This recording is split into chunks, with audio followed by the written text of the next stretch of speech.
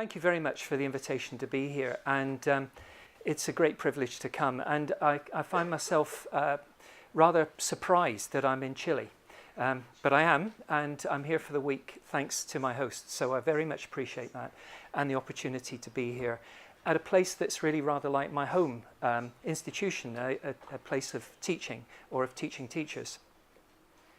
Now, I have to say I'm here under perhaps false pretenses. I'm not some kind of expert who's going to come and tell you how to do all this stuff, because people here already do lots of this stuff. So maybe you can just see this as a view from another country, and that will maybe set a context for me that I'm comfortable with, because I don't like to think I'm an expert. Experts are the kind of people who come and tell you how to do what you're doing already. You know about those people? And consultants are the people who come and tell you what to do well, that you're already doing well anyway, and then they charge you lots of money for it. I'm neither of those things. Okay, so now this isn't working. Well, in fact, nothing's working. Hey, it's going to be a very short presentation, just as well you saw the slides earlier on. So. Which one? This one? Yeah, nothing's working. Let's try. There we are. We've got something now. Okay. Yeah, I'll try that again. Let me see. Yeah. Go. Perfect. So it's working. Okay, now. All right, so this is a view from Scotland. Okay, now, as I say, it's just another country. And Scotland, as you may know, is attached to this place south of Scotland, which some of you know as England. We just view it as that place down there, and we try not to have anything to do with it.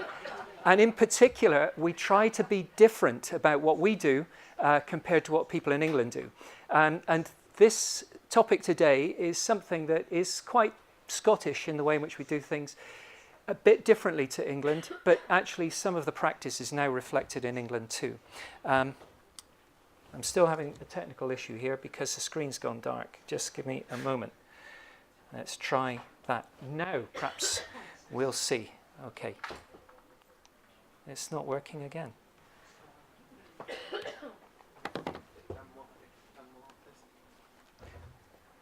Don't know what's going. Okay. Yeah, let's try again. It was all working so well.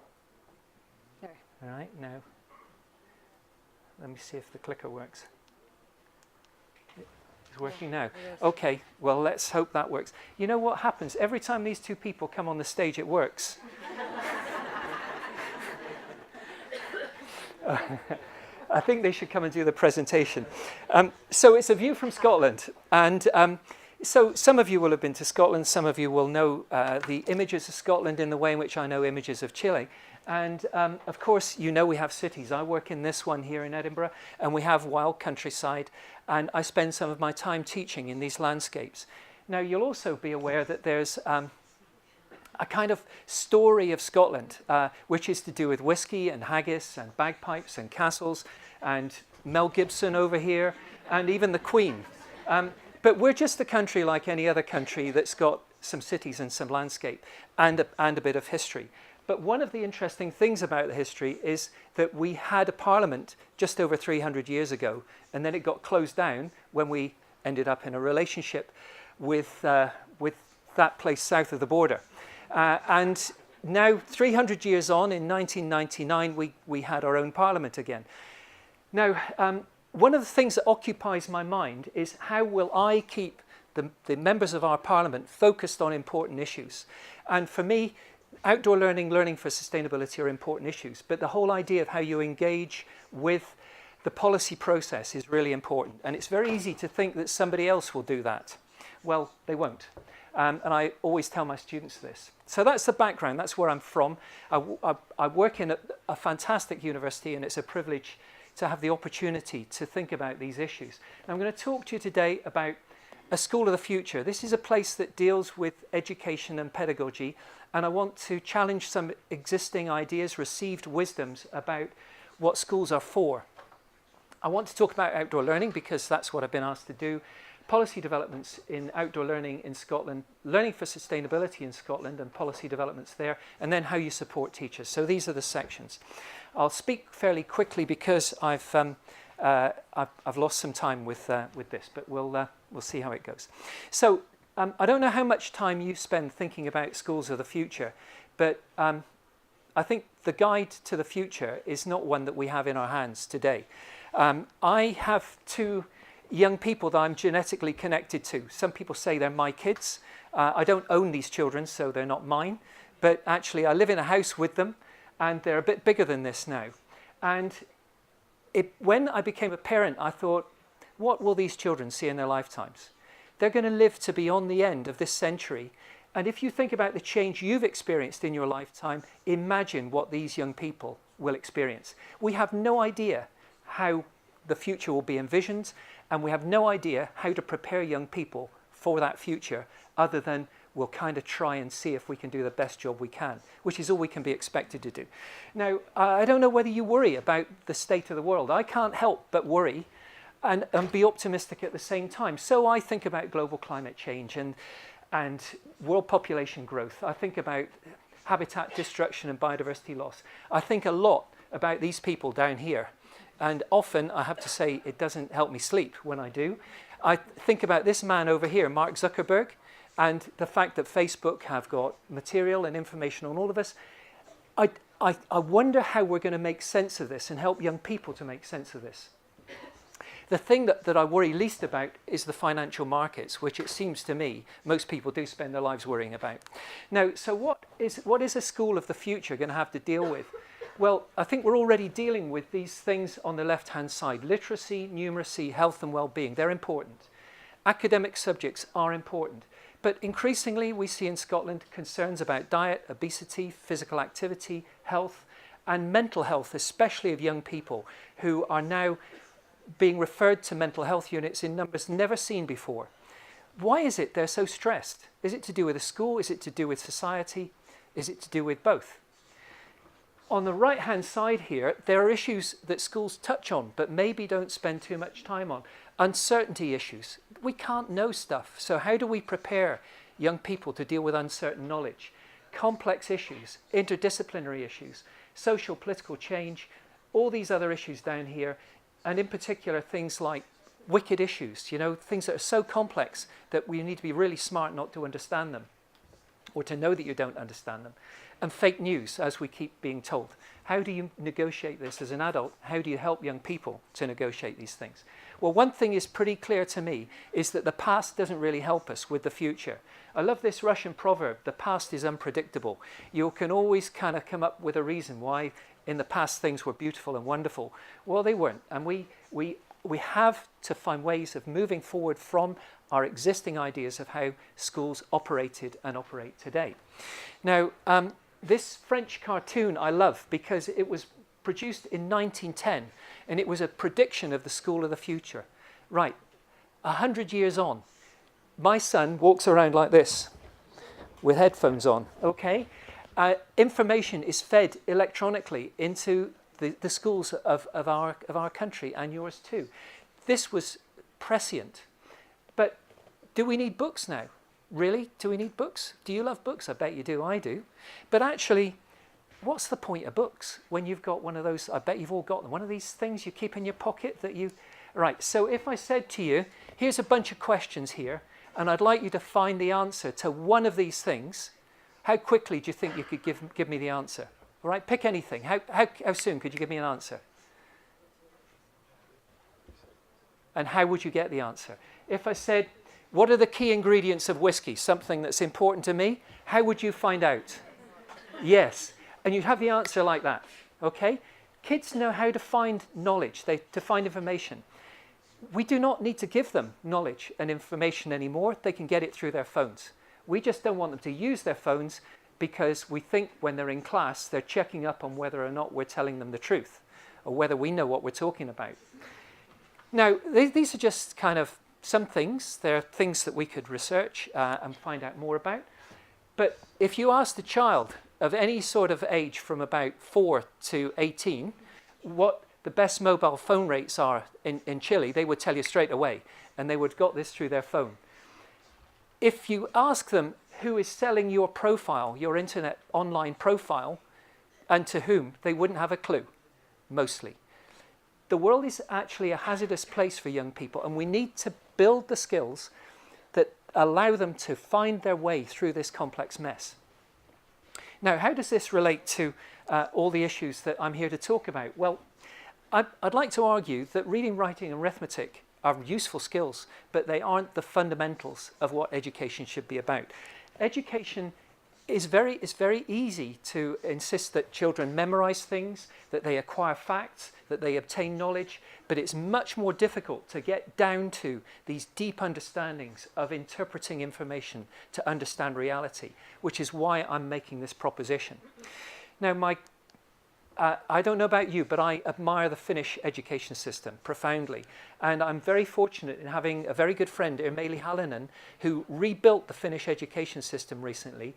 She was given that job because Finland was really upset that it was doing so well in the international league tables. It thought, if we're doing well in those tables, something must be wrong. So they decided to rebuild their education system, which they did partly around giving kids the challenge to investigate phenomena. So the school will say the teacher will say to the students, one day a week, we're going to investigate antibiotic resistance, or we're going to investigate climate change. So this is called phenomenon learning, and you would know of it as interdisciplinary learning, problem-based learning, project-based learning. Now, the Finns, despite the fact that they've changed their education system in this way, are still the best in the world educationally. So they must be doing something right. Now, I propose to you that our education systems around the world are going to have to adapt to deal with the issues we've been talking about, or I've been talking about. And learners are going to need to be prepared in terms of the knowledge and skills, yes, critical awareness, attitudes, personal social qualities, certainly, but above all, the capacity to continue to learn. Now, don't take it from me. You all know John Dewey, all right?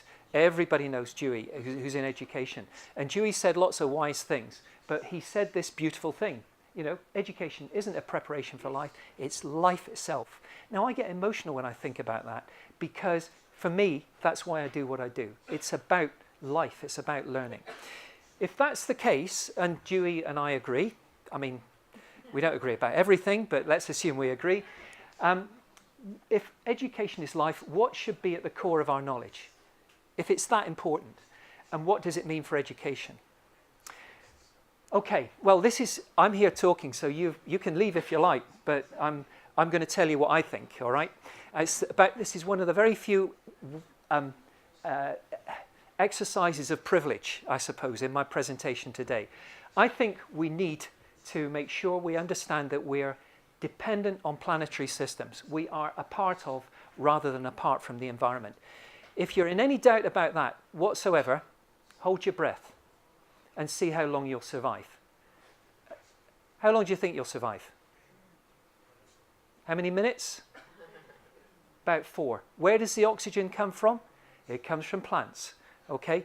It is inescapable. We are dependent on our planetary systems, and that we need to develop respect for self, others, across all generations and other species and the environment. So that's my stance in all of the work that I do. If education is for life itself, well, these are some ideas. I want people to be confident in critique. I really hope you are taking apart my argument now and you feel confident in saying, I see that, I disagree with that, and you know why.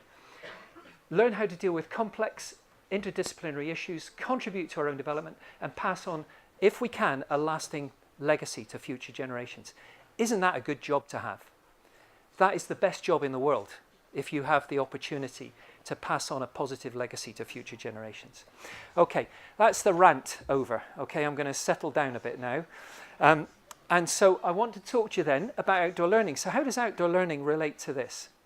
Well, my view is that outdoor learning is an opportunity to engage with some of those things, like how we're dependent on planetary systems, how we can start to really see the big wide world out there, how we can start to work with interdisciplinary issues in a way in which it's very difficult in a classroom.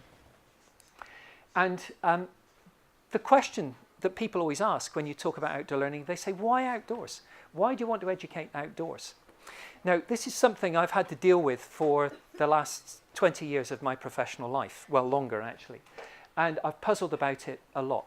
Now, if you ask young people when they go outdoors what they like about being out there, it becomes pretty obvious that actually it's a good thing to be outdoors. So a colleague of mine, a guy called Greg Mannion, asked young people what they valued in outdoor experiences, and they said these things, and I'll summarize it. They said they liked being outdoors because it was fun. How many people who are teachers find their lives in a classroom not terribly full of fun, right? So the kids like it, why don't you go out? They felt free and uninhibited in their learning outside. They felt that the experiences were authentic, they were real experiences. And what the analysis showed that what they actually felt was that there were three dimensions that worked to help make this happen. The place that they were in, outside of the school, the activity, and the social aspect. Now, to map those onto a little model that we've been using for, 30 years. This is recent research, but we've been using this model for 25 years.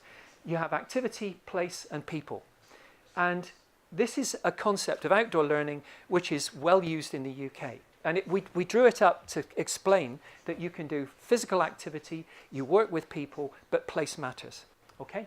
Now, turning this into a more complex model, which is, of course, what academics are supposed to do, if you look over on the left-hand side, you can see there's a whole range of different ways in which the outdoors can be used. It's good for physical activity, it's good for engaging with recreation in the countryside, and many people who start to do activities outside continue to do so in later life, when actually they stop playing soccer when they're 16.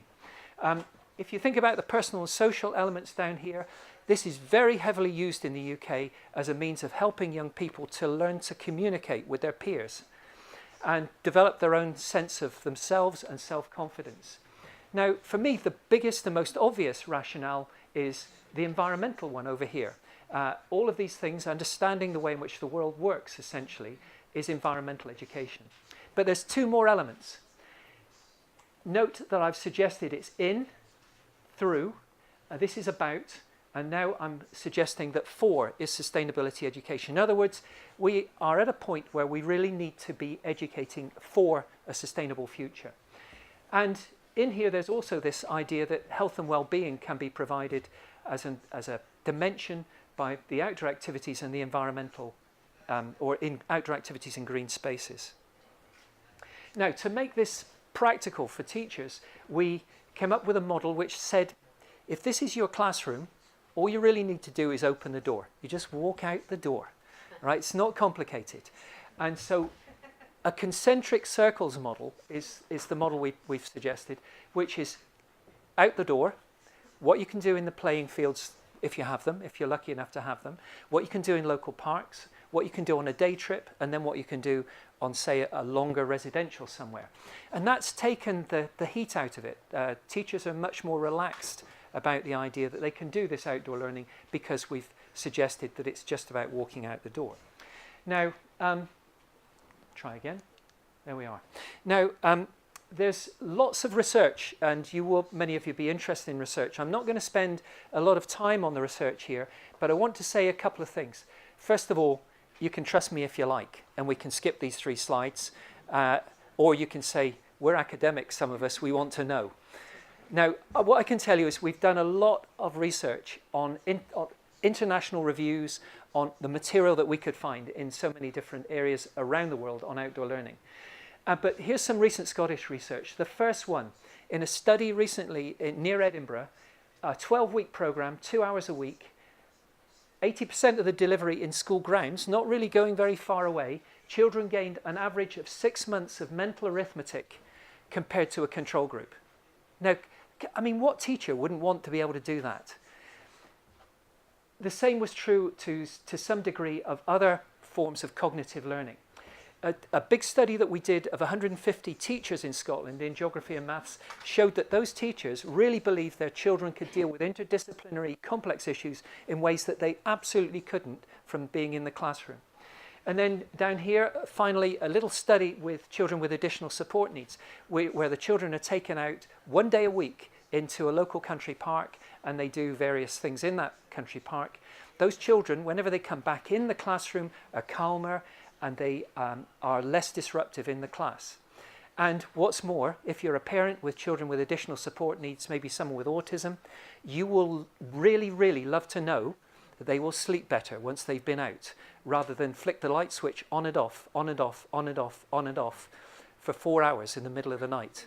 So there are some things happening in that outdoor experience which are profoundly important to the sense of how those children are in those places.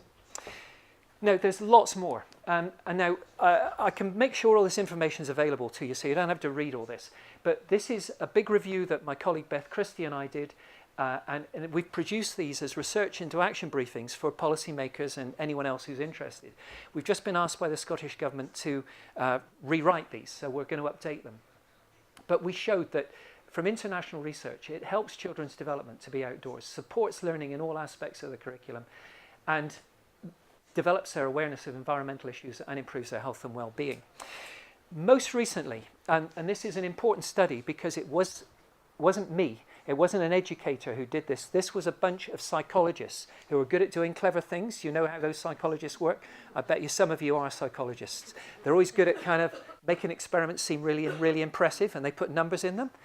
Well, what these people did, and this study is actually a very good one, they took classes in a school and they did match pairs. So one class was out, one class stayed in. The next day, they switched them over. And they did this through a whole school term. And they did different subjects throughout the whole of that time. And they taught the very same subject outdoors that they taught indoors. In other words, it might be, I don't know, pick a subject like, we're going to talk today about Shakespeare, okay? So you'd go outside and do your Shakespeare lesson, or you do your lesson inside on Shakespeare, the very same lesson. And what they showed is here. Classroom engagement was significantly better after lessons in nature. In other words, the amount of disruption in the class decreased to a half. The amount of cognitive ability that the children demonstrated, their ability to concentrate and deal with issues in the classroom, increased. What they said was this held across different teachers. It didn't matter what who the teacher was, and it didn't matter what the subject was. It held across all of those. The other thing that they found was something that we found in our studies in Scotland, is that the children concentrate better outdoors than they do indoors. And I had a master's graduate a while back who did a wonderful short study, so it's only indicative. It was in an international school, and he showed that children who were outdoors were able to concentrate better.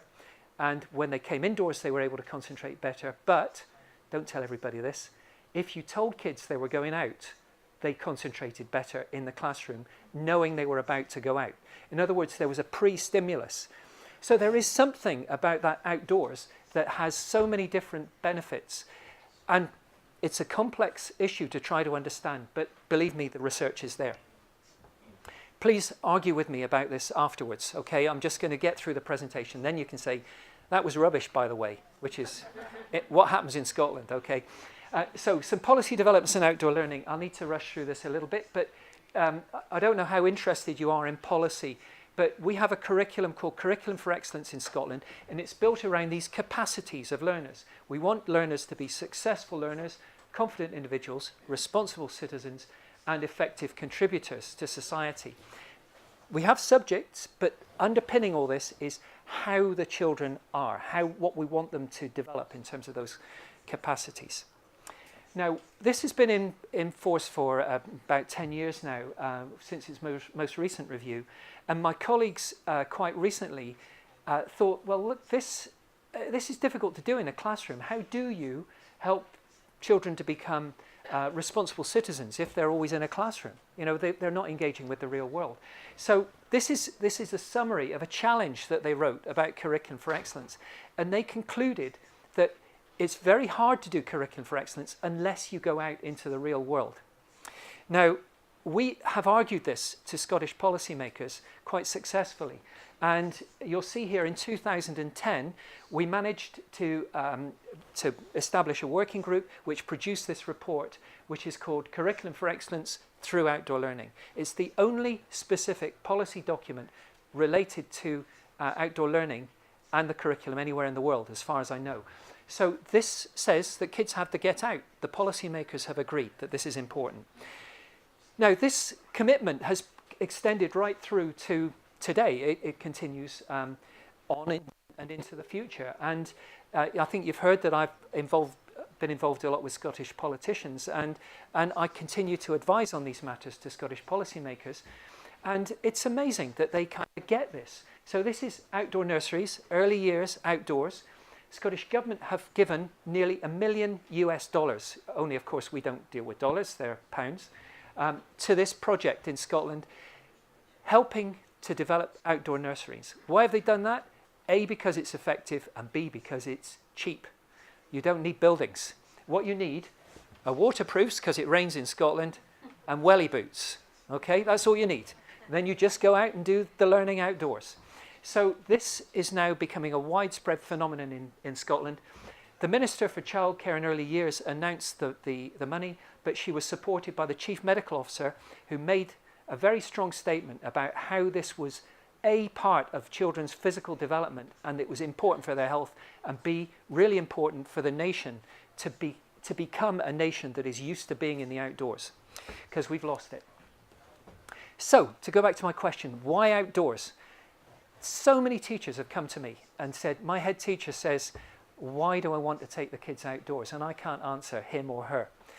And eventually I got really fed up with this, and I said, okay, let's change the question. If you don't like the question, change it before you give the answer. So here's the real question, why indoors? Now, given what I've just shown you, why on earth would we educate people indoors? What's the point when actually the outdoors is so valuable? Now, changing the rhetoric, changing the questions has changed the way in which we think about this, and it's been a very effective strategy. Now, I'm not saying we shouldn't educate indoors. Of course, I spend a lot of time teaching indoors, and of course we have to do that. But I want to reach a point where nobody thinks about teaching indoors or outdoors. You just teach in the best place you can for the people who need to learn. They're learners, help them to learn in the best place they can and in the best way they can. Okay, outdoor learning and sustainability, what's the link between these two? Well, I don't know whether you've noticed, but our planet is in some degree of peril. And whether you buy into the full idea that it's human-induced climate change and other biodiversity loss, I'm not going to debate here today. Suffice to say that I think there is very little doubt that we're in that situation. There's a president in the country north of here, a long way north of here, who says we're going to spend money on NASA. That might give you a clue as to what president it is, who says we can colonize other planets. The Scots have got a phrase for that, and they go, I write, which means exactly the opposite. It's very Scottish to say I write, meaning you're an idiot, by the way. I write. We're not going to colonize other planets. We better look after the one we've got. And Ban Ki-moon said this, okay? No plan B, because there's no planet B. So sustainability drives much of what I and my colleagues do. And of course, there are reports coming out all the time on sustainable development, like biodiversity, climate change, and so on. And I don't know whether you know this man, he's my hero. David Attenborough, he's a great naturalist on the television. And he's a fantastic communicator. And even if you don't believe all the reports, surely you should listen to David Attenborough, is what I say to my students. Now, it defeats me that we can think that we can educate children about the natural world without taking them out into the natural world. But historically, the vision of education for sustainable development, or here in Chile, EDS, is telling people about climate change and biodiversity loss will be enough. Then they'll change the way they do things.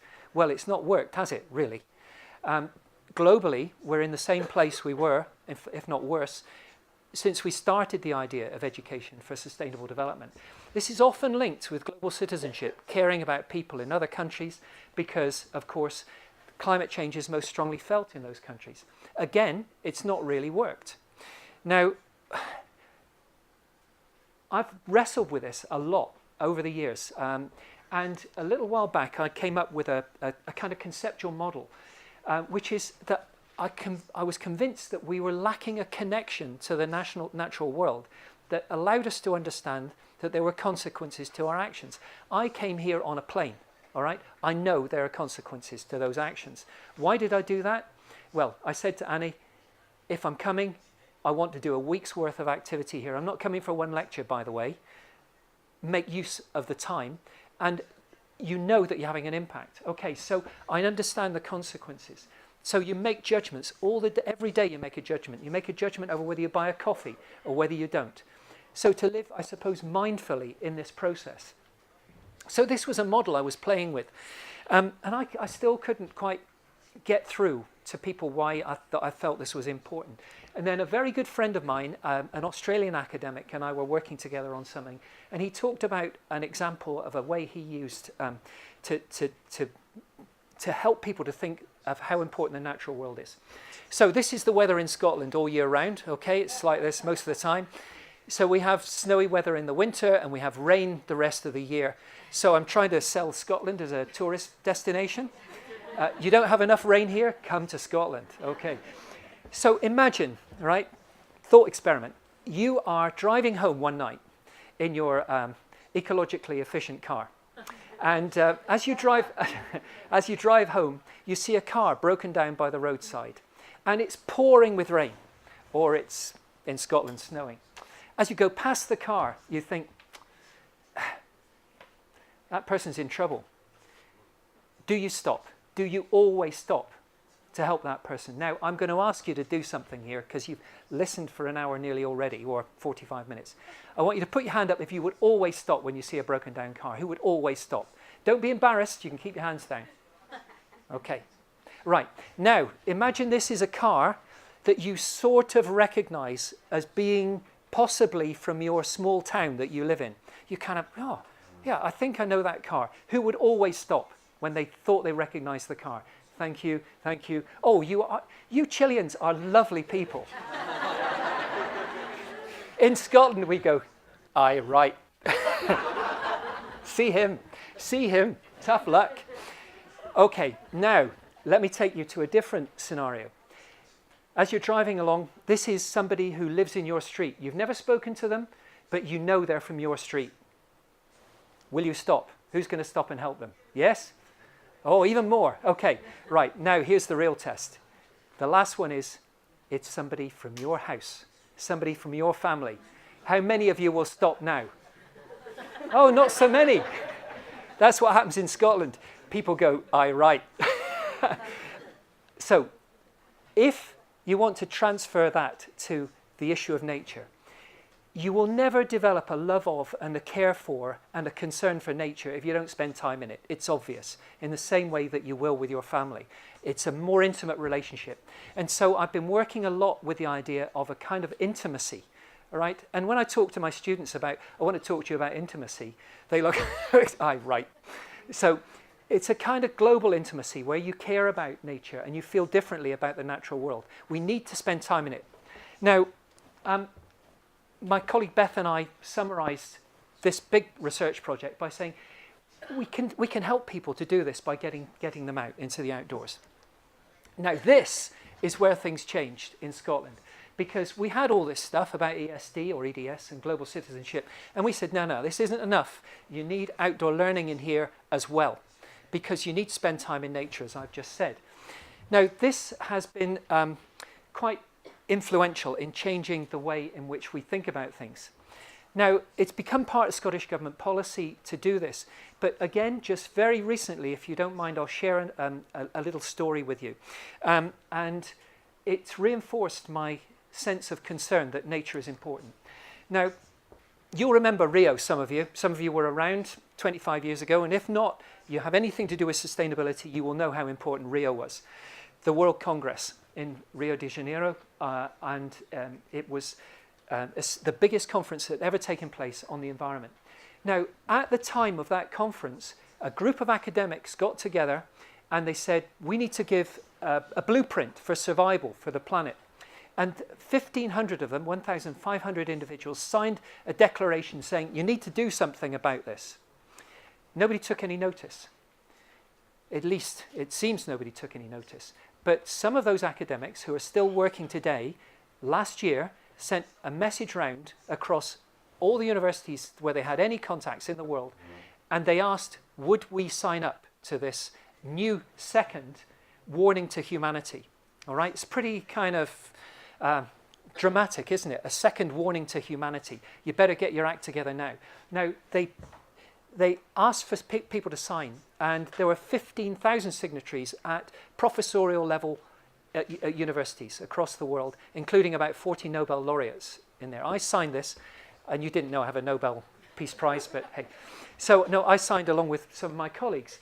Now, they published the article in a very influential journal called Bioscience, showing why this was necessary. And you can see what they've said here. There are 13 ways in which we can do things to help. We need to deal with biodiversity loss and restore habitats. 2 of those issues that they suggested related to diet and food waste. 2 on population growth, 2 on economy, 1 on fossil fuels and renewables, and then 1 more. 1 related to education. What do you think they said? What do you think these academics and 15,000 scientists signed up to? Any idea? The hint is in what I'm here to present to you. Okay, they said this. We need to increase outdoor nature education for children as well as the overall engagement of society in the appreciation of nature. In other words, it's that important, it ranks alongside global climate change. We are missing an opportunity.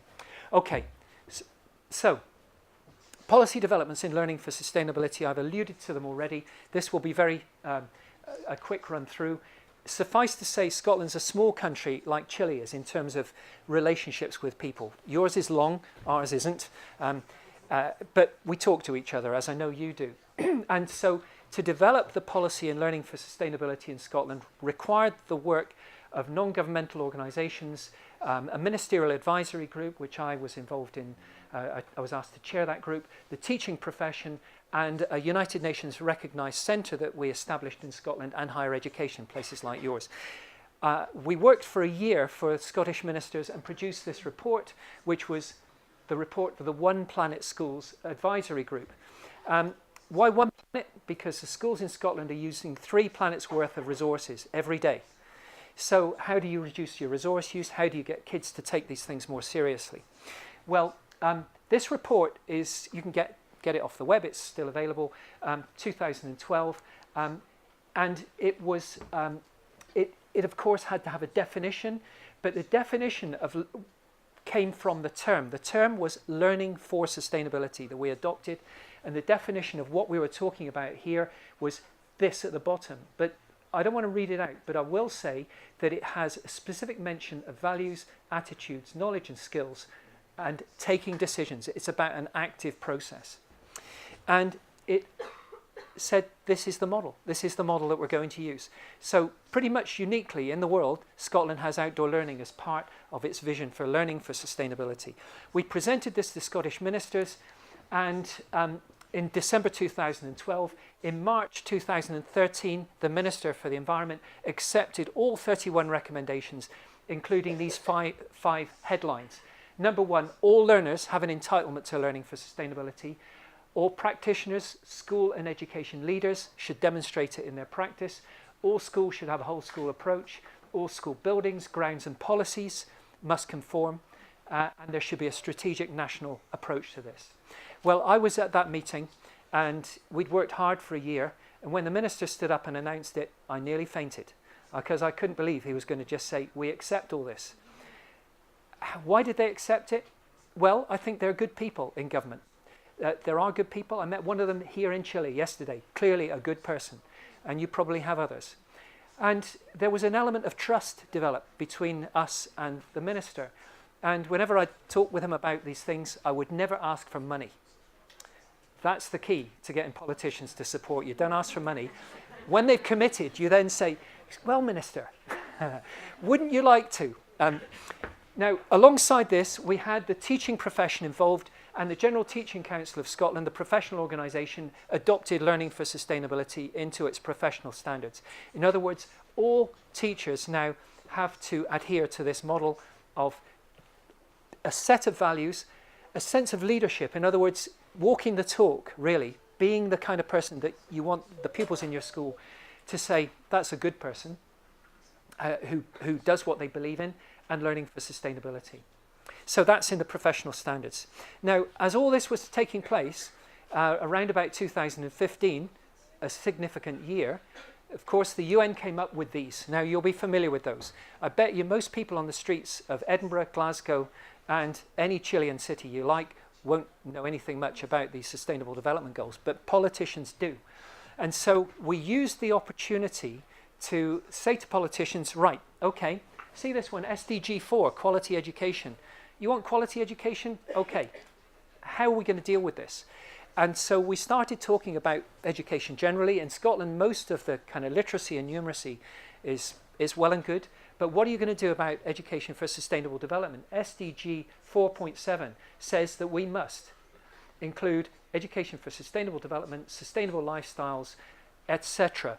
in our developments in education in Scotland. So we presented to ministers this idea that that's quality education. But if you commit to learning for sustainability, you can start to hit some of these other sustainable development goals. Of course, life on land, life in water, climate change, what have we got over here? Sustainable cities and responsible consumption. And then, of course, there's the health and well-being things I've talked about, but also there's economic opportunities. And they love that because, of course, Scotland is now starting to build its renewables resource base. So we added that dimension of the SDGs into the final report, which we produced in 2016. It's called Vision 2030 Plus. No great surprise there. SDGs 2015 to 2030. This is a vision for the future.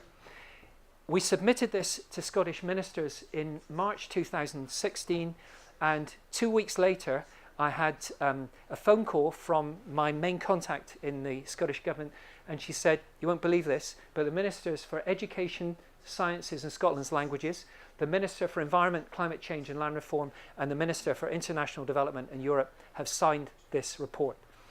I couldn't believe it, because this then binds the government to this policy across different policy areas, which again is a very important tactical thing to do if you want politicians to support you. Okay, so we then built this into the inspection schedules for schools, so all the schools know that they need to do this, and there's lots of support for schools, I'll come to that, but right as a headline within this document which schools use, which is how good is our school, is it says you should increase learning for sustainability and to use outdoor spaces. Now, we weren't satisfied with having got that built in. We then decided that we should do a bit of a study on this, and we worked very closely with a very good friend of mine who's the chair of a UNESCO organization I work with, and he was trying to set up an 18-nation study across the world of the effectiveness of education for sustainable development. And so he said, Scotland should be one of those. And so we did our own study in Scotland, and what we found when we looked at schools that committed to education for sustainable development, that the pupils in those schools comparatively we found enhanced learning and motivation. They developed more skills, they had increases in confidence, and the schools were viewed very positively by the local community, and the staff liked working in those schools. So this was fed into this big international study. You can download this. I can make sure you have the links to this. It's now been published in a peer-reviewed journal. And essentially what they showed in the 18-nation study was consistent with our approach in Scotland. We had the added benefit of working in the outdoors. So there was transformational learning occurring in some of these schools, and it made a big difference to those schools that committed. Okay, now, how do we support teachers in all of this? Well, teachers, as many of you will know, have got a really tough time of it. They've got the curriculum to deal with, they've got parents always on at them about their children, or they may have the opposite problem where the parents don't care about their children, and they're trying to get the parents to be interested. There's policy change happening all the time, they don't get paid well, and they get a poor press from society, and that makes me mad, actually. that teachers are thought of as that way. So how can we, with this idea of outdoor learning and learning for sustainability, help teachers? Well, the first thing is that it's important to recognize that children learn in lots of different ways. And so we say to teachers, if you're working in a class, you're using the intellectual skills all the time. That's your main focus. It's cognitive development. But actually, when I'm talking to you today, what am I trying to do? I'm not just giving you information. I'm trying to connect with you through some form of emotional understanding, okay? Some of you, it's obvious. You work in the outdoors and you know what I'm talking about. So I have an emotional intelligence that I try to be authentic with. So we focus so heavily on the head that we forget about the heart when we're educating. And of course, the hand, the physical activity. If we're in a classroom, kids are either doing this or they're doing this, and they're looking at the board and they're writing something down. And what do? You tell them something, they copy it down, they then feed it back to you in an exam, and then you check whether or not your information was right or whether these children messed up. So a much more holistic form of education is necessary. And I have to give a little mention here to my great hero, Patrick Geddes, who's a Scots polymath, lived from 1954 to 1932. And you could read all about Patrick Geddes, but he said education should be about the heart, the hand, and the head. In that order, by the way. Now, what else do we do? Well, that's the kind of environment within which we've tried to develop our support for teachers. We established the United Nations Centre in Scotland in 2012, and that centre is helping with the sustainability stuff. And it's one element of what we've been trying to do, and I'll come back to it in a moment, but it's there as a resource. We as academics in the university are trying to do things that make sense to teachers. So my wonderful colleague Simon Beams, who I work very closely with, came up with this idea of outdoor journeys. And it's about an approach to local outdoor learning. And I know from talking to people, we have similar things in Chile, but this is a free-to-use resource online. And essentially what Simon said was, okay, you want kids to learn how to question, because that's what they're going to do in the real world when they get out there. You want kids to be good at researching, you know, as in just finding things out, not academic research necessarily, and you want them to share. So what you do is you say to the kids that you're working with, okay, go out and come back with some questions. It could be, how old is that building? What's that tree? Why is there so much rubbish on the street? All kinds of questions like this. And what you do then is you bring them back in, and they then research this. They can go back out again, they can come back in. They spend time locally trying to understand why it is that their question is a question, how to research that question, and then they share it. Now, this works extremely effectively with young people because they have all of the control over this themselves. In other words, all you're doing as a teacher is relinquishing power to the children. Not only that, what Simon does is he asks the children to navigate where they're going to go. So if they're going to a local park, he doesn't just take them to the local park. What we do is we say, right, well, okay, you need to find your way. How are you going to find your way?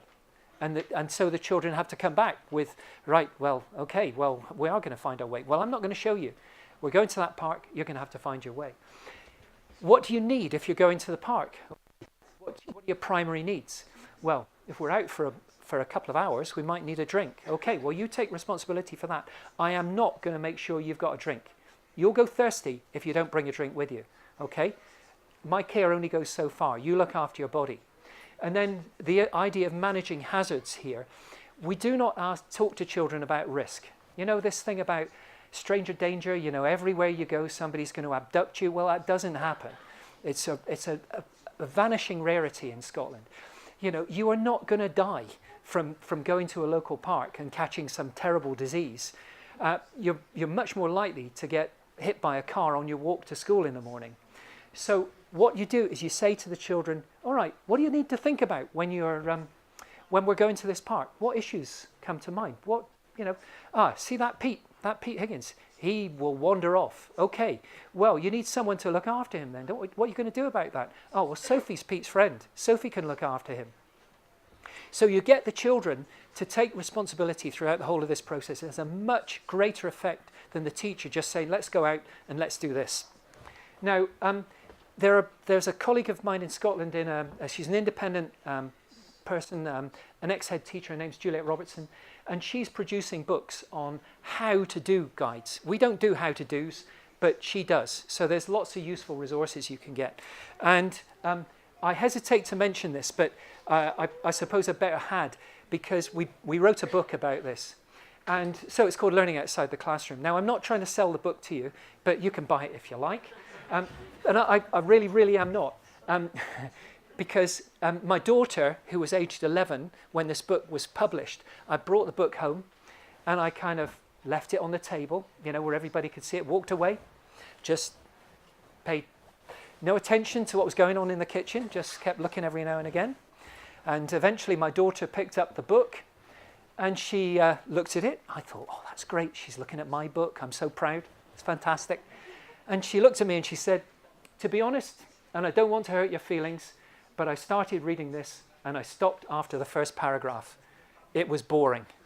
Okay, so that's my recommendation for our book. There's my daughter's. There are some really good bits in there that I wrote, but my colleagues Simon and Robbie ruined it. Okay. Okay, what else have we done? We've produced briefings for teachers, for politicians. This over here is a research into action briefing on the impact of outdoor learning on learning for sustainability. This is an election briefing for politicians on outdoor learning in Scotland. We did one on sustainability too. Okay, now, pretty much we've got a lot of things in place in Scotland that help in the process of moving us forward. Now, if you look here, we have this idea of research up in the top left. We have good research that supports what we do. There are international policies that support what we do. We've got national education policy. We've got a UN centre that supports our work. We've got teacher registration, all the green ones. Aren't we lucky? Well, it's not luck. We just work really hard at it. A bunch of good people working away. We've made a bit of difference. We've built into the system audit tools so schools can check how they're developing, how they're changing. Self-reflection schools for teacher education institutes like yours and mine. How are we doing? We have advisory and inspection regimes set up within the structures within Scotland.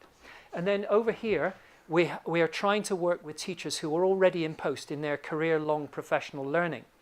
And we've delivered a lot of free professional learning for teachers across Scotland, and we managed to get some money from the British Council recently to deliver a face-to-face learning programme with a blended learning element to it. And now we've got an online learning programme which we're now rolling out across Scotland, and they're just giving us some more money to do this now. So we're making sure we're supporting teachers in this. Crucial to so much of this is the work that some of you do and we do. You need to get the right people to come to train to teach, and that means we need to celebrate this profession.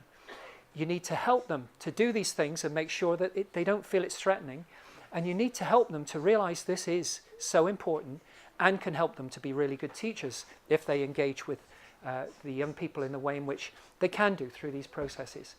It's a very difficult thing when I'm assuming many of you are academics.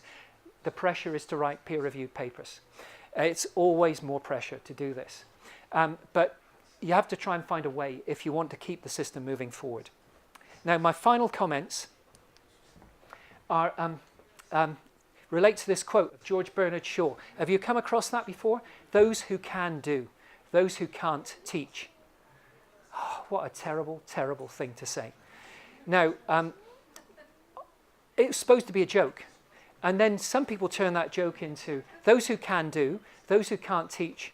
And I'm sorry when I say this, those who can't teach, teach teachers. That's some of you, by the way, and me. Now, we can't have that vision of what we do in society. It doesn't make any sense because it's wrong. It's profoundly wrong. To me, teachers should be celebrated. They are the most important profession that there could possibly be. They facilitate everything that allows society to operate and people to develop. So for me, I love this quote of Risen Stockhausen, a German academic. And he said, the goal of education is to form the citizen. The citizen is a person who, if need be, can refound his civilization. Now, what a job that is. It's the best job in the world. And we need to keep telling people it's the best and most important job in the world. And we're a small group of people, those of us who are teachers. Never doubt that a small group of people can make a difference. In fact, it's the only thing that ever has, according to Margaret Mead. We can do this, and we are doing it. And the evidence is here that within Chile, there's an interest in many of the issues I'm talking about today. And I wouldn't come and talk to you about this stuff if it were not about the most important things that I can think of. It's about learning, it's about sustainability, and the role of teachers. I think I'll finish there. Thank you.